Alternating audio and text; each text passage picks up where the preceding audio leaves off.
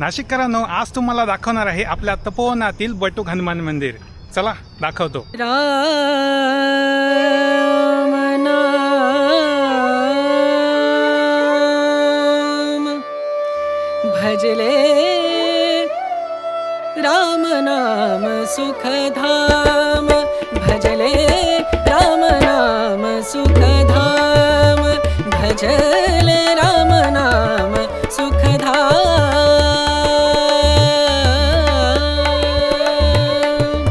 तेरा पूरन हो सब काम तेरा पूरन हो सब काम भजले राम